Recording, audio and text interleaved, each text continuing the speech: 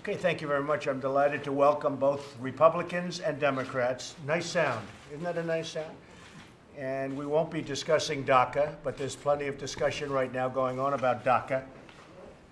From both the House and the Senate to the White House, we're here today to discuss a matter of vital importance to our nation's economy and security, and I've been discussing it for years and certainly discussed it in great detail on the campaign trail. That's America's aluminum and steel industries and many other industries where we are taken advantage of by other countries. And I alluded to it yesterday, too.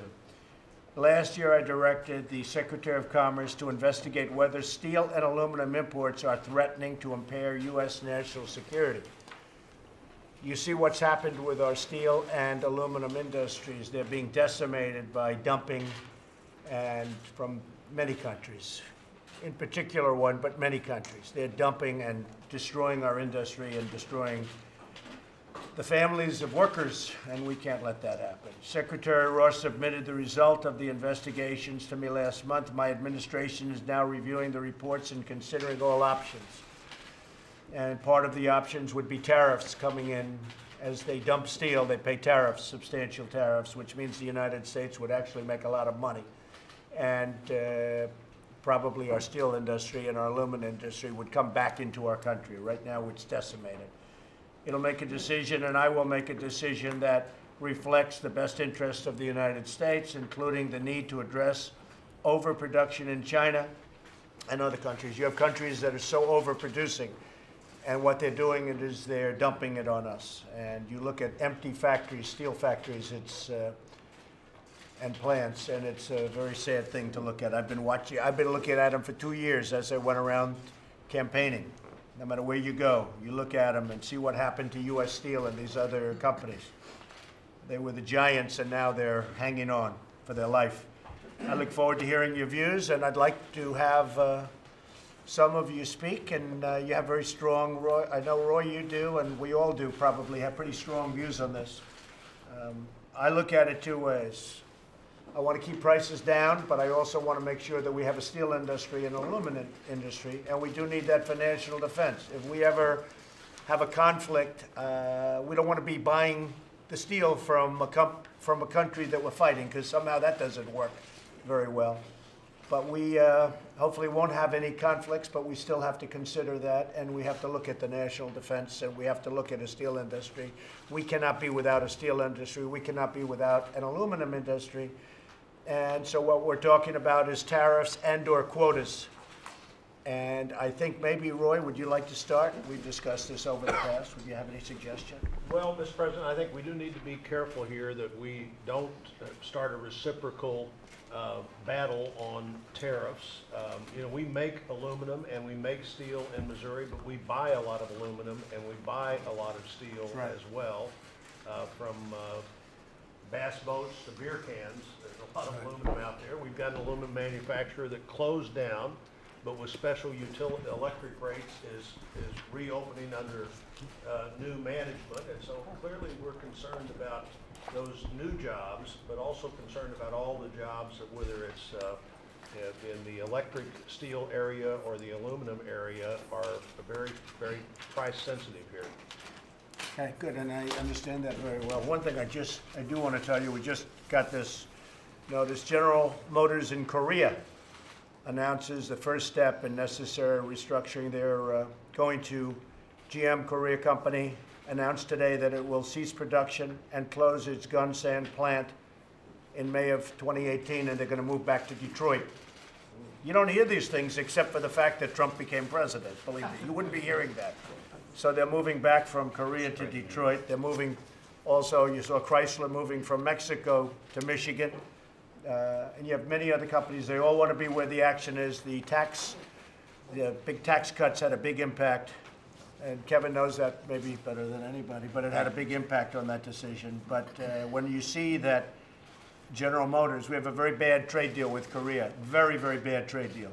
It's a deal that it's incompetent that somebody could have made a deal like that. So we have a horrible trade deal with Korea.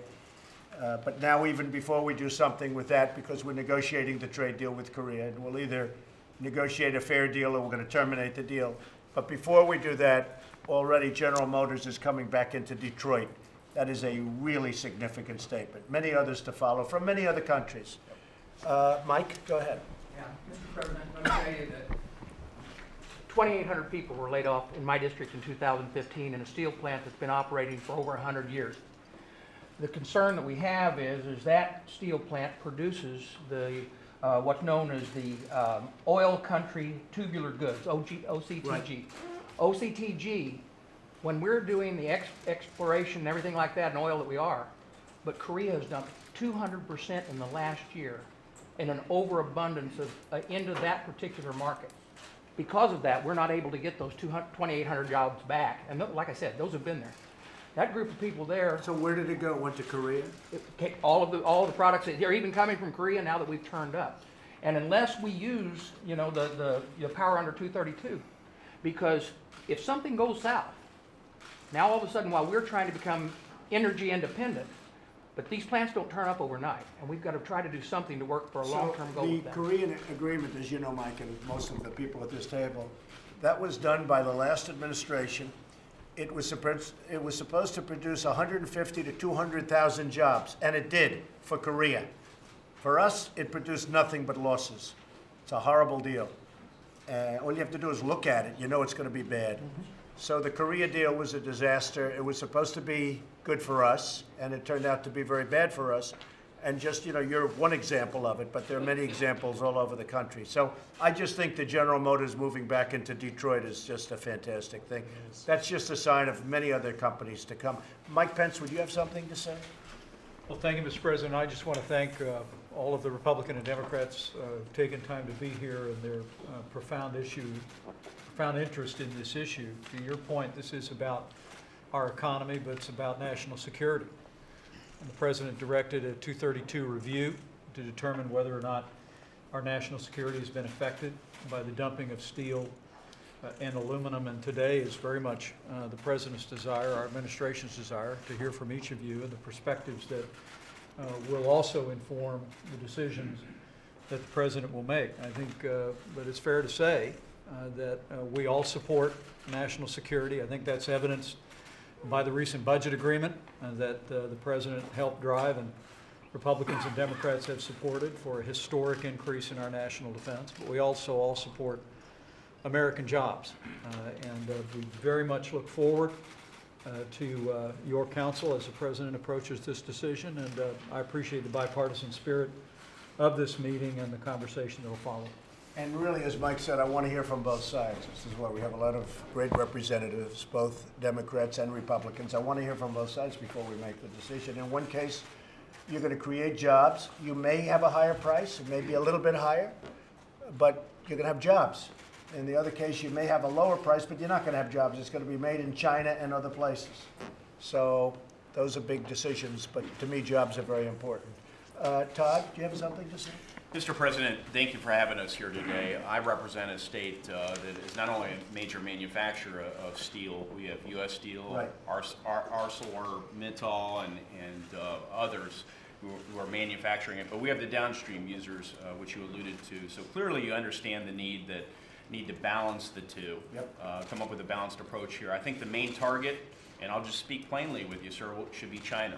They're violating the international rules, stealing our intellectual property, overproducing steel products and other products. And we've spoken to them very, very strongly. We've told them we have something coming up in the very near future that you know. But we've told them it just can't continue. We have a trade deficit with China that I inherited, by the way. But we had a trade deficit of $504 billion, okay? So if you think of it, when you look at how well they do and how many bridges they're building and how many jets they're building and fighter planes, we did it. We did it. People that sat in my seat allowed them to do this. So we're not going to allow that. We're talking to them right now very strongly, and hopefully we'll have a great relationship, but we're talking to them very strongly. Todd, you're right. It's a big percentage of our deficits, and the money that we've lost and the jobs that we've lost to China, it's unthinkable that people allowed that to happen. And this is over a period, not just Obama, this is over a period of many years this has happened. So thank you very much, Todd. Thank you. Pat, would you like to say Sure. something? Thanks very much, Mr. President. I would just urge us to go very, very cautiously here, especially with Section 232. As you know, our defense needs consume about 3% of domestic steel consumption. So I think it's implausible to believe that we're not able to meet the needs of our defense industry, which is absolutely essential. Imports in 2016 were 16% of domestic consumption. So the vast majority of the steel we consume, we in fact produce ourselves, which is the way I prefer it, and it is the case today. China was down to 2% of the 16%, so a very, very small portion. My main message, Mr. But they President, had transshipping. and we They would ship to absolutely- other countries, and their steel would come in from other countries, Right. so that you can't see where the steel is coming from. So what I would urge is any country that is violating our trade laws and our trade agreements, go after them. Countervailing duty, That's all anti-dumping, if countries. that's happening. That's all countries. When that's, but the 232 is a different matter, and invoking national security, when I think it's really hard to make that case, invites retaliation that'll be problematic for us. Well, the word retaliation, Pat, is interesting, and I know you agree with this. We have so many countries where we make a product, they make a product, we pay a tremendous tax to get into their countries. Motorcycles, Harley Davidson, it goes into a certain country. I won't mention the fact that it happens to be India in this case. And a great gentleman called me from India, and he said, we have just reduced the tariff on motorcycles, reduced it down to 50%, 50, from 75 and even 100%. And we have, if you are Harley Davidson, you have to pay 50 to 75% tariff to get your motorcycle, your product in. And yet they sell thousands and thousands of motorcycles, which a lot of people don't know, from India into the United States. You know what our tax is? Nothing. So I say we should have reciprocal taxes for a case like that. I'm not blaming India. I think it's great that they can get away with it. I don't know why people allowed them to get away with it. But there's an example that's very unfair. And I think we should have a reciprocal tax. That's called fair trade. It's called free trade, because ultimately what's going to happen, either we'll collect the same that they're collecting, or probably what happens is they'll end up not charging a tax and we won't have a tax. And that becomes free trade. So we have too many examples like that, and the word reciprocal, as Pat said, I mean, the word reciprocal is a very important word. We have countries that are taking advantage of us. They're charging us massive tariffs for us to sell our product into those countries, and when they sell to us, zero. We charge them zero. We're like the stupid people, and I don't like to have that anymore. So we're going to change that, and we're going to make it fair. And that, I call that fair trade. And again, one of two things will happen, but I think what's going to happen is they'll just reduce their tax to the same as our tax. Mike, would you like to say something? Yeah, sure. One of the things that annoys me with regard to this proposed action is that there's so many things manufactured in the United States. There's so many jobs attached to so many things manufactured in the United States that use steel and aluminum as inputs. Now, in the case of steel, we're talking about 16% that's imported, but the availability of those imports and the absence of additional duties on those means that those goods can be manufactured and sold more cost effectively. That keeps a whole lot of people, including a whole lot of voters in each of our states, a whole lot in mine certainly, in jobs. And so even though there may be some job winners from an action like this, right, I strongly suspect that, as has at times been the case in the past, you would end up with net job losses in the United States, and that's what worries me here, particularly in light of the absence of what I can see as a real national security threat. Only 3% of what we're able to produce domestically is what's needed for our national security reasons, and I think that ought to be taken into account. Now, that number's going way up because of our big military spending now. You know, something we all agree on. We had to do a lot of work on our military. Our military has not been taken care of properly, and now it's being taken care of properly. So that 3% number will be going way up. But at the same time, it's not a tremendous, it's not a percent, as a percentage, it's not a tremendous number. I will say that steel and aluminum are interesting. It will create a lot of jobs. I believe that some of the dumpers will eat a lot of the tax themselves because they do it to keep people working, and we do it for that and other reasons. But I will say that a finished product is a much simpler thing. As an example, Germany sends us cars. We send them cars, they practically don't take them. I mean, how many Chevrolets do you see in the middle of Berlin? Not too many, folks. Not too many. But they send Mercedes, they send BMW, they send them over here in tremendous numbers. Japan sends us tremendous numbers of cars. They also make cars here. And the way there's no tax, all they have to do, Mike, is very simple. They do a factory here, there's no tax. Now all of a sudden there's no tax. So they'll build factories here in order to avoid the tax. But with cars, with television sets, with things like that, where they're dumping them on us, we don't make television sets anymore in this country.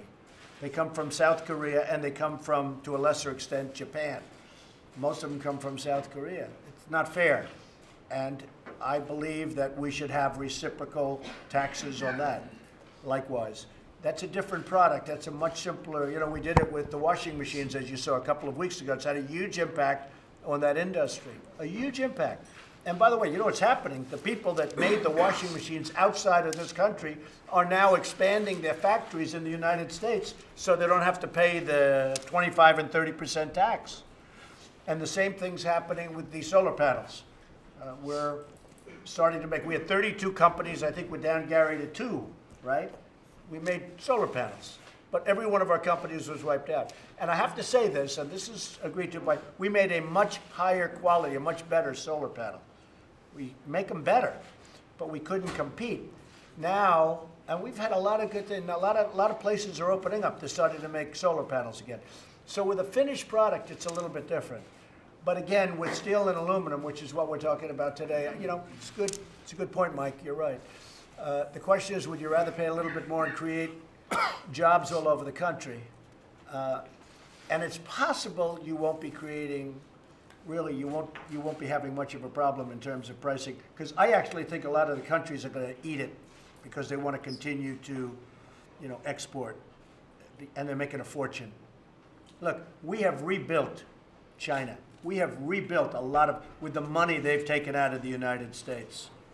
We're like the piggy bank that had people running it that didn't know what the hell they were doing. And we have rebuilt countries, like massively. You look at some of these countries, look at South Korea, look at Japan, look at so many countries. And then we defend them on top of everything else. So we defend Saudi Arabia. They pay us a fraction of what it costs. We defend Japan, we defend South Korea. They pay us a fraction of what it costs. And we're talking to all of those countries about that, because it's not fair that we defend them and they pay us a fraction of the cost of that defense. Separate argument, but a real problem. Gary, would you like to say something? Yeah. Senator Wyden, would you want to speak? Senator Wyden. Thank you, Mr. President. We have Senator Brown, Senator Peters, Senator Casey, so you've got a good collection from the Finance Committee and the Commerce Committee. I just make 2 points really quickly, Mr. President. The first, yesterday you all released the infrastructure plan, and I looked at it very carefully, and I couldn't see even any incentives, let alone requirements, to use American steel. Now, Senator Brown, I think, always says this is a great opportunity for bipartisanship.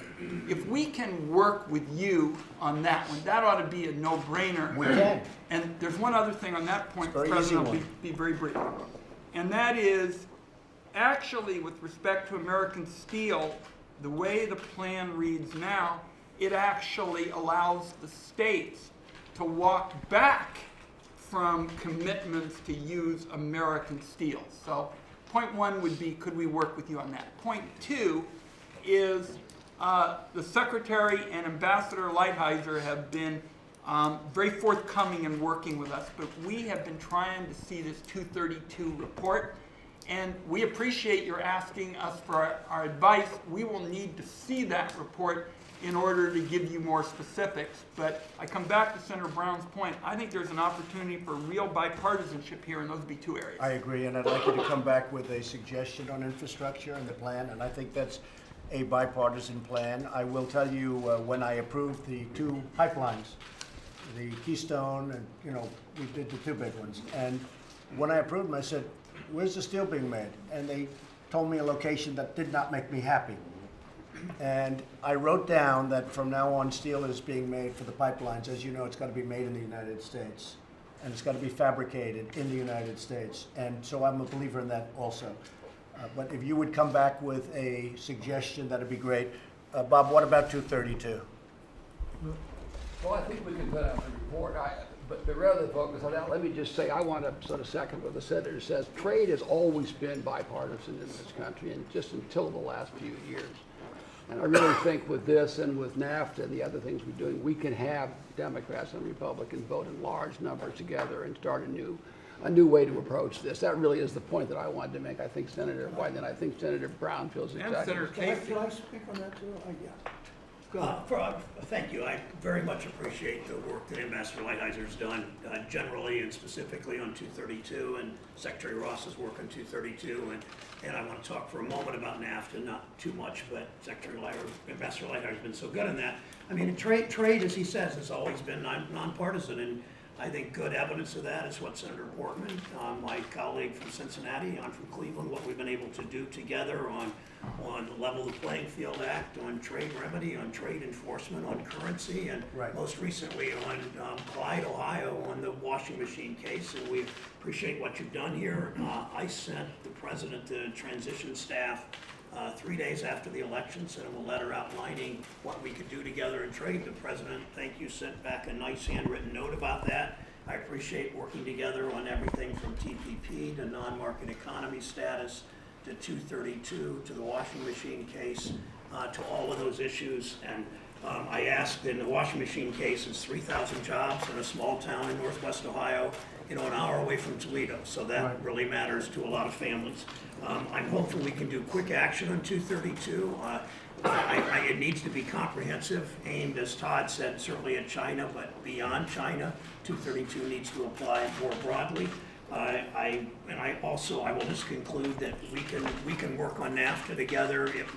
I will work if NAFTA is written in a way that supports workers, as I'm confident it will be, with Ambassador Lighthizer's handprints on it, that we can deliver Democratic support. It will be bipartisan if done right, and that's my reputation, and that's what I'll continue to fight for. And I know Senator Wyden and Senator Casey and Senator Peters are on board with that.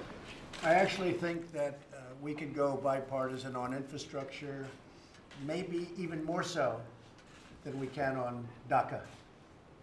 Because the difference is we want to help DACA, you don't. Okay? I'm kidding.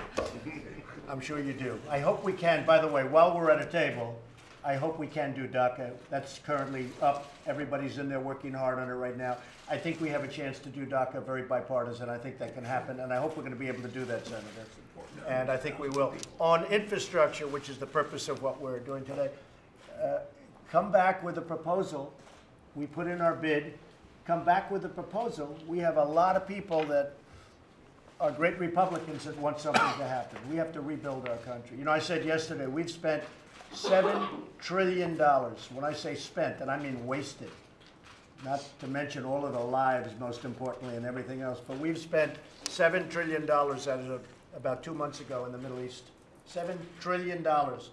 And if you want to borrow $2 to build a road someplace, including your state, the great state of Ohio, if you want to build a road, if you want to build a tunnel or a bridge or fix a bridge, because so many of them are in bad shape, you can't do it. And yet we spent $7 trillion in the Middle East. Explain that one. We'll have a bipartisan proposal. We'll have a proposal. We can do it with real fast. dollars on it and infrastructure. We're glad to We can put it do out it there fast. and work together on a real infrastructure bill with real dollars, plus what you can leverage in the communities and the private sector. Do a combination. It needs real dollars. I would love to have you get back to us quickly, because we can do this quickly, and we have to rebuild our country. We have to rebuild our roads and our bridges and our tunnels. So the faster you get back, the faster we can move. Focus on DACA this week, if you don't mind, right? But the faster you get back, the faster we move. Jackie, you were going to say? Thank you, Mr. President.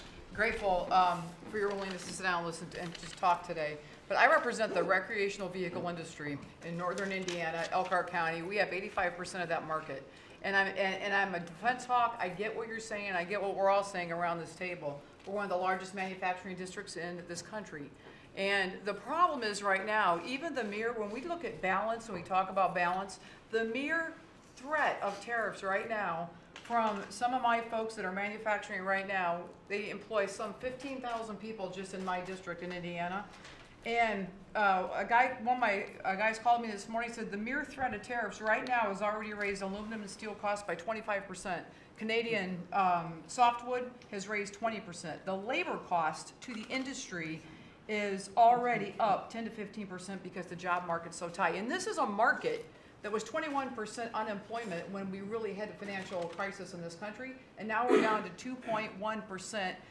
Their concern, my concern, is if we seriously have a balanced effort and be able to keep and retain the momentum in a place like Northern Indiana, and be fair at the same time, I am 100% supportive of what you do. I would just ask that you look at that balance of what it's doing to current employees and giant growth that our tax reform helped just 2 months ago. But what you have to ask your manufacturers too, and I know some of those manufacturers, they were great to me.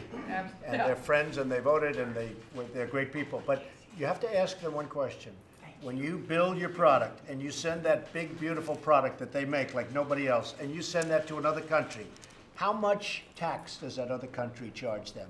And therefore, they don't sell it there very much because the tax is so high. And one of the things we want to do is we want fairness. We don't want what's been happening.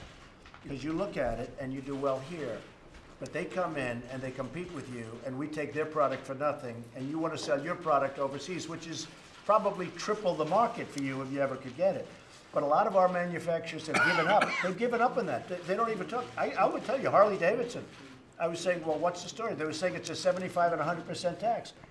They got used to it for so many years. And so many years, they weren't even asking me to do this. I mean, I'm doing it for them and others, but they weren't even asking because they've gotten used to it. And your folks have gotten used to it too.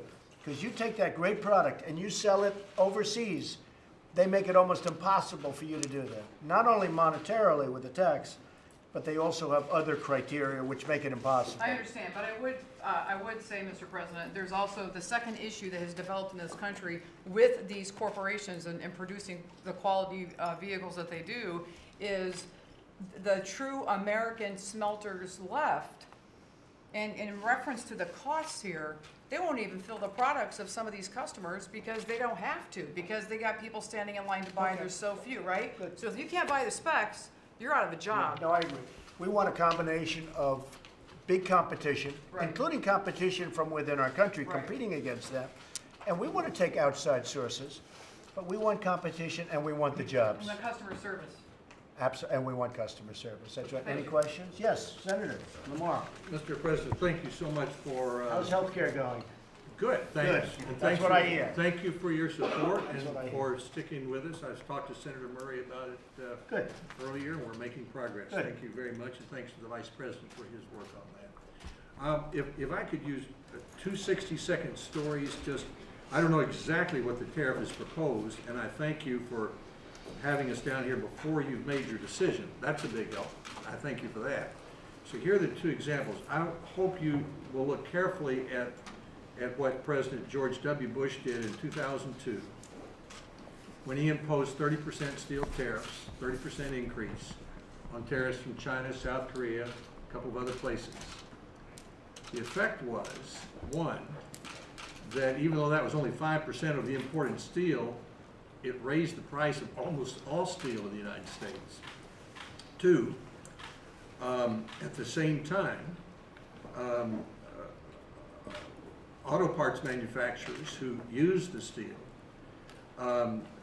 began to cut jobs and move outside of our country because they could buy the steel there, make the part, and ship the part back in without any tariff. And we found there were 10 times as many people in steel using industries as there were in steel producing industries. And so according to the auto manufacturers, they lost more jobs than exist in the steel industry. So the questions would be, will it raise prices? Lamar, it didn't work for Bush, but nothing worked for Bush. Well, no, It didn't work for Bush, but it worked for others. It did work for others. But you're right, it did not work for Bush. It's something, I'm not recommending any solution, I'm just saying it's worth looking at what happened because it backfired, raised prices, and lost jobs. And then the other 60-second story is my dad worked for Alcoa in the smelting plant in in Tennessee. We don't have smelting plants for aluminum anymore because you have to use a lot of electricity to make them, and they're never coming back really. I think we only have 6 left. So now we're lucky enough there to be making auto parts from aluminum for cars. Jobs are coming back up. But if we put a tariff on the ingots that come in from overseas, that'll raise the prices, that will hurt. Our aluminum comes from Canada, none from China. So I hope you'll look carefully at where the aluminum comes from. Okay. So thank you very much. And you're right. Now, I have to say this. Canada has treated us very, very unfairly when it comes to lumber and timber. Very unfairly. So we have to understand that. You know, it's not just one thing or another. Canada has been very tough on this country when it comes to timber, lumber, and other things. And they have not been easy when it comes to Wisconsin and our farmers. Because you try and ship product into Canada if you're a farmer. If you are a farmer up in Wisconsin and other places, you try and ship your things up to Canada, it's been a very tough situation for them, I will say that. But I agree with what you're saying. It's very much a double-edged sword. Ron? Well, you mentioned Wisconsin, so Good. you understand. You know, I was obviously in manufacturing for 30-some years, and I've exported a lot of products. So the fact of the matter is, Mr. President, Wisconsin operates a trade surplus with both Canada and Mexico because we not only export manufacturing products but also agricultural products, and trade works very well for Wisconsin. I agree with the concerns that you've expressed, as well as concerns of Senator Toomey and Senator Lee. What we have is the basic root cause of this problem is a massive overcapacity, primarily in China. That's true. How do you address that? And I think we need to be very cautious without raising prices. Senator Alexander was talking about 2002. Spot prices increased somewhere between 69 and 82%. Producer prices went up from 19 to 27%. Now, let me add just another dimension to this nobody's really talked about. We talk about jobs, absolutely. We want the highest paying jobs. I think our tax reform is going to juice the economy, and with such a tight labor market, I think wages are already increasing. In Wisconsin, a big manufacturing state, in 7 years, I have not visited one manufacturer that can hire enough people. That was certainly my experience in the last 20, 25 years. For a host of reasons, we tell our kids have to get a 4-year degree. We pay people not to work. So we do need to be concerned about, in such a tight labor market, do we have enough workers in manufacturing? So my final point is, it makes no sense to me to try and bring back high labor content manufacturing to America. We need to do the value-added things. And so I just say proceed with real caution. There are trade abuses, address those, attack those, try and figure out how to address this massive oversupply in the steel industry, but do it very carefully because we have experience. You're right, Ron, I agree. Okay? I agree with you 100%. I do have to say that we do have a pool of 100 million people, of which some of them, many of them want to work. They want to have a job. A lot of them do better not working, frankly, under the laws. And people don't like to talk about it, but you're competing against government. And they have great potential. They sort of want to work, but they're making less if they work than if they stay home and do other things. So we have to address that situation. That's a big problem. But we have a pool of 100 million people, a lot of whom want to work. We will also have a very much more merit-based immigration policy where we're going to bring in people that are going to be great workers and going to really fill up Foxconn and all other places. Like I was very instrumental in getting you Foxconn, as you know, through my friendships with that great company. And they're going to Wisconsin. It's going to be incredible. They're going to employ tremendous numbers of people. They're going to build one of the biggest plants in the world, so it's going to be very exciting. But people will move there, but we do have a big pool of people that want to work, and they can. Just to address the one other point, we have a trade deficit with Canada. We have a big imbalance of at least $17 billion. And with Mexico, we have an imbalance. We have a trade deficit of $71 billion, and I believe that number is really much higher than that. I might ask Bob Lighthizer to just discuss that, but were you going to say one other thing? Just, as long as you brought up the whole immigration debate, there is absolutely no doubt that we have to fix our horribly broken legal immigration system. One of my proposals is literally a 3-year guest worker visa program managed by the states. Let the states determine, what industries they can set the wage rates, and they can completely control that process. So I'm hoping as part of this bipartisan process that we actually fix our horribly broken legal immigration system so we do have the workers, and it has to be merit-based. So I'd ask my Democratic colleagues, please work with us. Let's fix the dreamer problem, but let's also fix our horribly broken legal immigration system. Good. Thank you, Ron.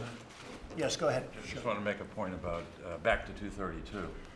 I'll focus on steel, 232 in Pennsylvania. In your opening, you talked about the job impact as well as the national security impact. I'm glad you raised both. I'll just focus on national security.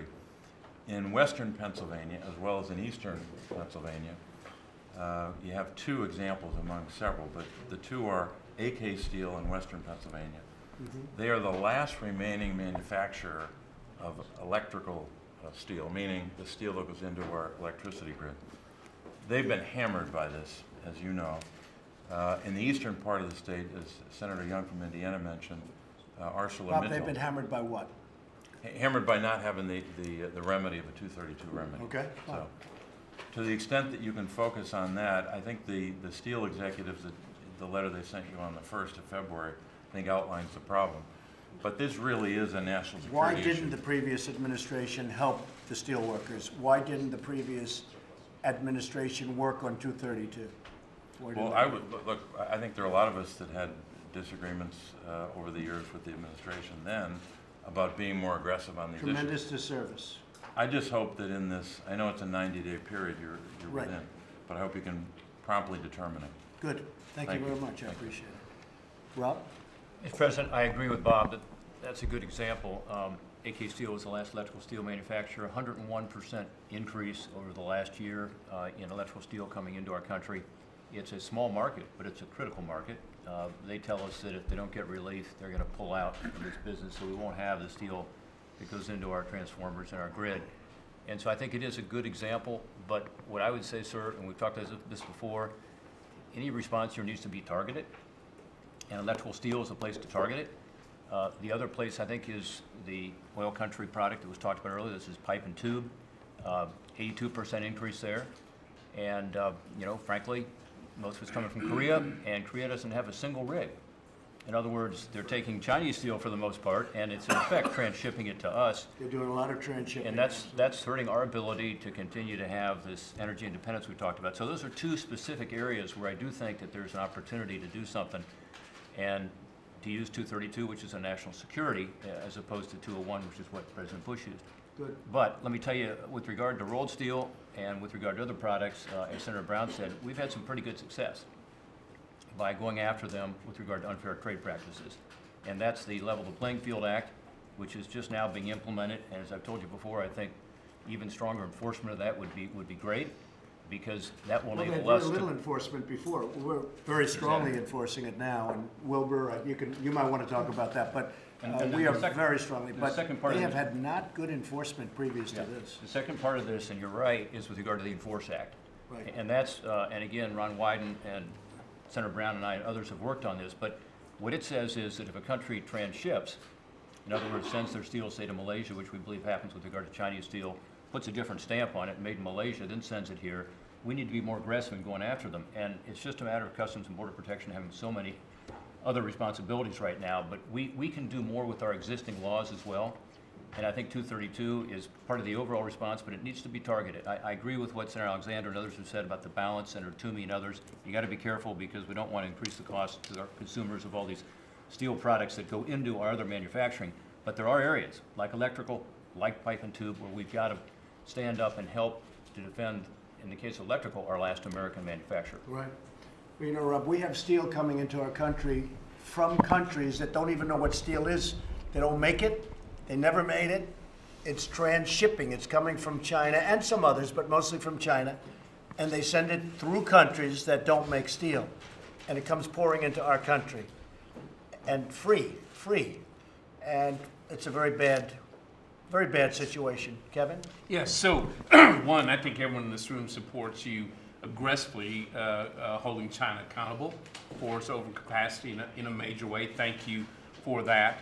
232 is a little like old-fashioned chemotherapy. It isn't used as much because it can often do as much damage as good.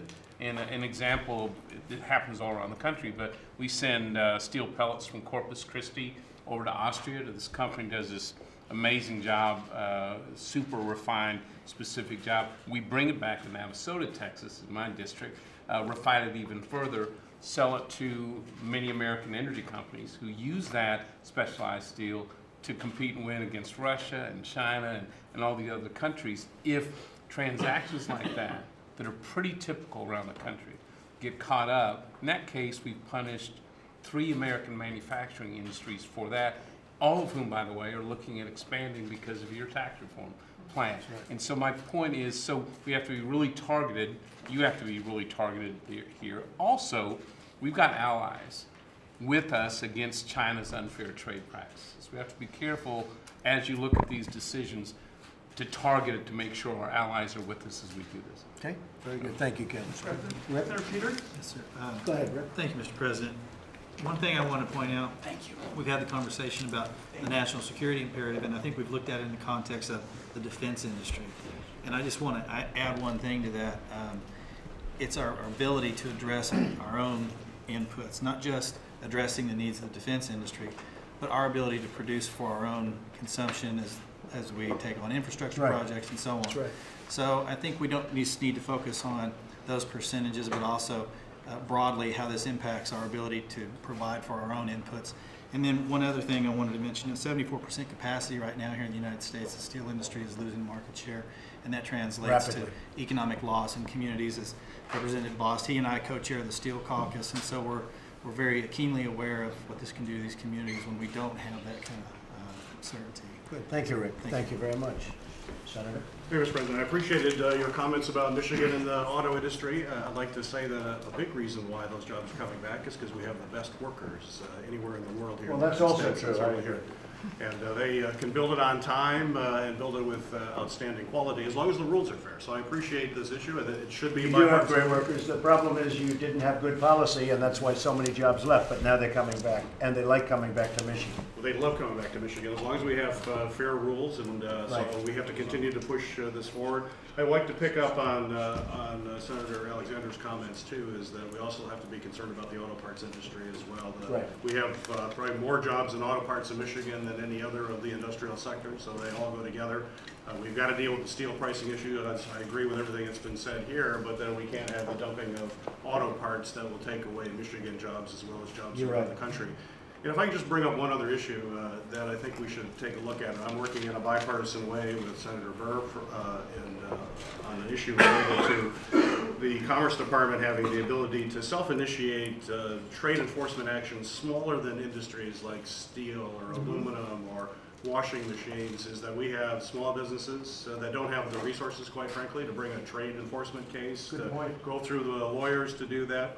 Michigan, for example, we have cherries. Right now we've got the dumping of cherries. That's making it very difficult for our growers in Michigan, but they don't have the resources to bring those kinds of enforcement actions. So we're working on legislation to give Secretary Ross, the Department of Commerce, more tools to help our small businesses, and I'd love to have your help. You have my help. I think it's a fantastic idea. Because you're right, they can't hire the lawyers. It's too small, but it's, you know, in a double way, it's very, very big. Wilbur, you working on that? Yes, sir. As you know, we, for the first time in many years, Commerce Department did self-initiate. Happened it was in a big industry, it was in aluminum. But there are limitations to what a conventional trade case can do.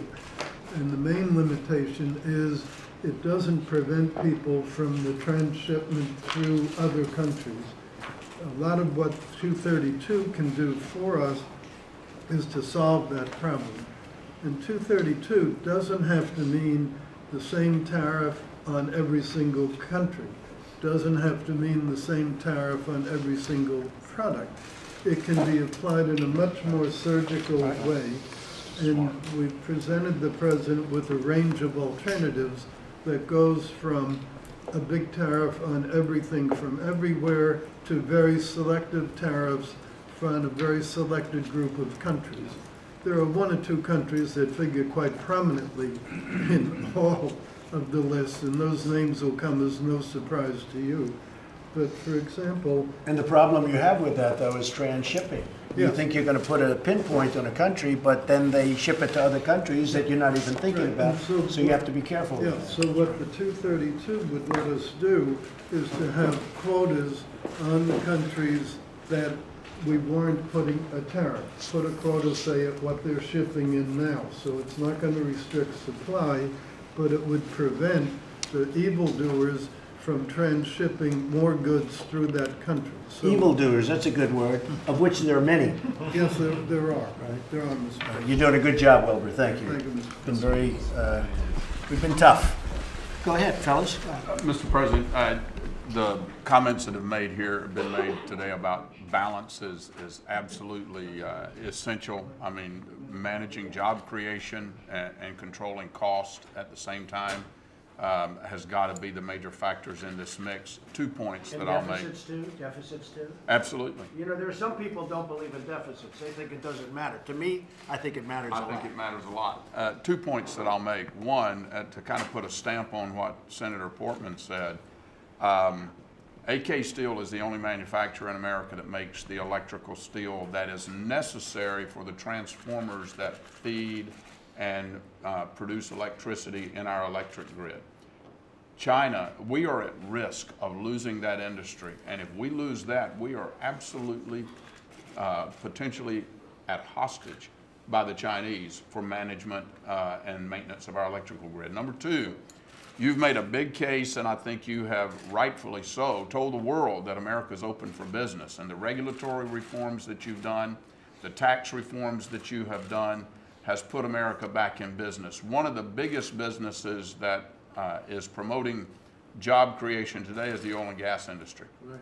And in eastern and southeastern Ohio, big projects like ethane cracker plants, they require a tremendous amount of steel.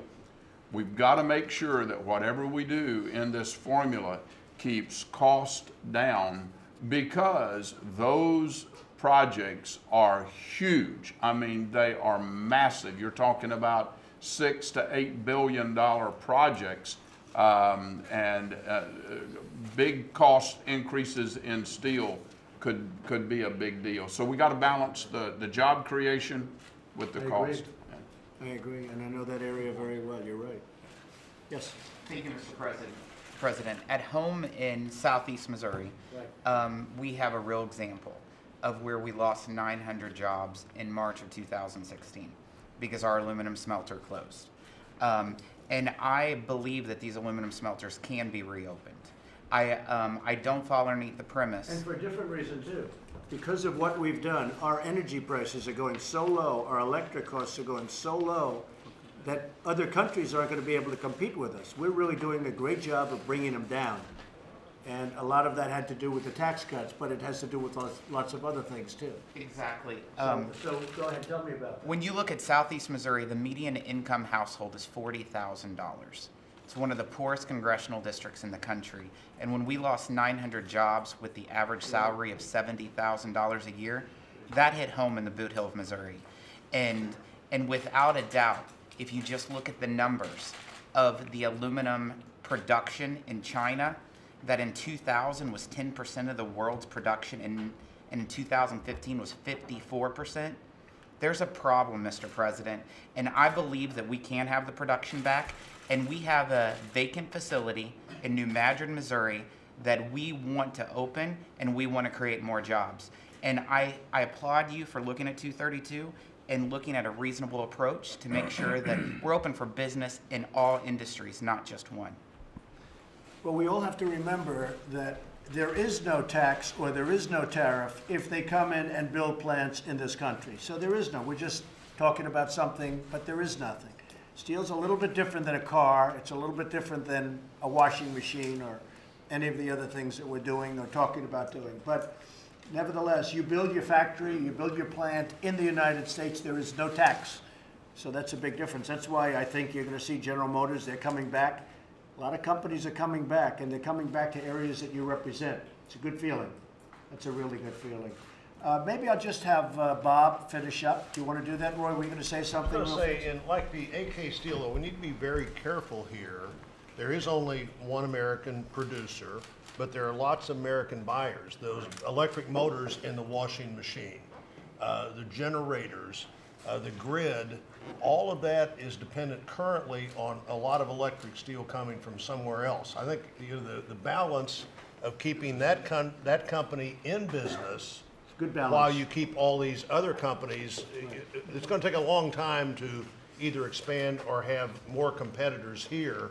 So we need to be very thoughtful about all the other buyers of that product that has only one American source. So it is a great example, but it's a great example to remember that washing machine motor as well as all the other things that electric steel is used for, sir. It's a good point. Mr. President, The word can I balance, the word balance is very important. Can I add one Yes, go point, ahead. taking off on what Roy said? And as you and Secretary Ross apply 232, and I understand the cautionary notes from some of my colleagues, I think it's important that we always keep in mind China's excess capacity. And China's excess capacity doesn't mean you aim 232 just at China, because China's excess capacity, as you point out, is spread elsewhere. And the best example was your comment on oil country tubular steel through Korea. And as Rob said, Korea doesn't drill itself, it just is the stop on the pass-through point. But because China's excess capacity is in some ways infected steel production or steel sales, not production, throughout the world, it's important that 232 be aimed at China's excess capacity and in countries all over the world. Right. I agree with that. Maybe you could just a very brief discussion of where you are with NAFTA, because this is a group that's very interested in NAFTA. Well, I've spoken to some of these members here, Mr. President. I think we're making progress on NAFTA. There was a lot of anxiety at one point as to whether or not we'd be in a position where we would have to withdraw in order to get a good agreement. Our view is, number one, that NAFTA has not served the United States well in all respects. It has served some people very well, but other people, and overall it has not done a good job. I think we're making real headway. I feel like, particularly with respect to the Mexicans, that we are making headway. We have a number of issues that we still have to work our way through, but I'm hopeful that we'll be in the position, and I think the most important, to get a good deal, one that you'll find acceptable, but most importantly, I want it to be an agreement that the vast majority of Republicans and Democrats support. I think this is very important that we have a new paradigm in steel, that we get 20 or 25 Democrats in the Senate and a large number of them in the House to vote for this deal, and I as well as, of course, the larger, and I think that's very much in reach, something that we can do. Well, I want to thank everybody very much. I really would like to see you come back with a counter proposal on the infrastructure. I think we're going to get that done. I really believe that's we're going to get a lot of Democrats, we're going to get a lot of Republicans, we're going to get it done. It's something we should do. We have to fix our country, we have to fix our roads and our tunnels and bridges and everything. So if you can, work together on that, and I am ready, willing, and able. It's very important. And then, of course, this week I know you're working very hard on DACA. Everybody in the room wants DACA, and let's see if we can get that done, and it would be a great achievement. They've been talking about it for many years, and if we could do it, it would be a great achievement, and it would be something on a humane basis would be excellent. So I want to thank you all for being here. If you have any suggestions, call me, call Gary, call Wilbur, call Bob. But I very much appreciate you being here, and if it's necessary, we'll have another meeting to iron out some points. But on infrastructure, that is such a natural for us to get done, and I think we could probably do it. Thank you all very much. Thank you.